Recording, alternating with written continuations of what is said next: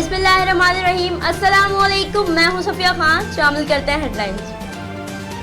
Jamshed town की हुदूद lines area में rangers ने अचानक रास्ते सील कर दिए। लाइन्स एरिया को चारों तरफ से नाकाबंदी करके चेकिंग और ऑपरेशन किया गया। रेंजर्स एहलकार पार्किंग प्लाजा, एमेजिना रोड, खुदादाद कॉलोनी और अल्लाहवाली चौरंगी समेत मुख्तलिफ मकामात पर मौजूद रहे।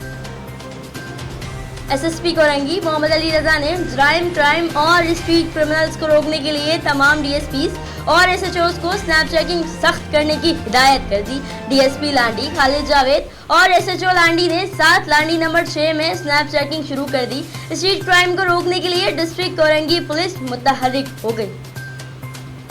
मईशत सिसक रही है, लोग बेरोजगार हो रहे हैं। वो वक्त दूर नहीं जब कौम हुकूमत का मुहासबा करेगी। हमजा शहबाज की पंजाब असेंबली के बाहर मीडिया से गुफ्तगू। फयाजुल हसन चौहान मैदान में आ गए, कहा शरीफ ब्रादरान ईमानदार हैं तो पंजाब किसने लूटा। चीजें साबित हो रही हैं तो चीखें निकल रही हैं। फयाजुल हसन चौहान ने हमजा शहबाज को मेकअप वाली सरकार करार दे दिया।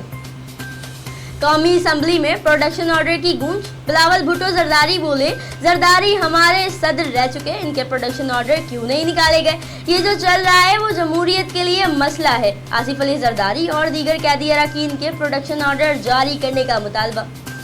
स्टील टाउन पुलिस ने इंटेलिजेंस बेस्ड कार्रवाई में स्ट्रीट क्राइम में मुलविस 2 रुकनी मोटरसाइकिल लिफ्टर गिरोह को गिरफ्तार कर लिया। मुल्जिमान ने एतराफ़ किया कि वो चीना झपटी समेत शहर भर के अवामी बाजारों में भी दिन दिहाड़े चोरी किया करते थे। मुल्जिमान के कब्जे से असलहा, एमुनेशन और मोबाइल फोन्स बरामद।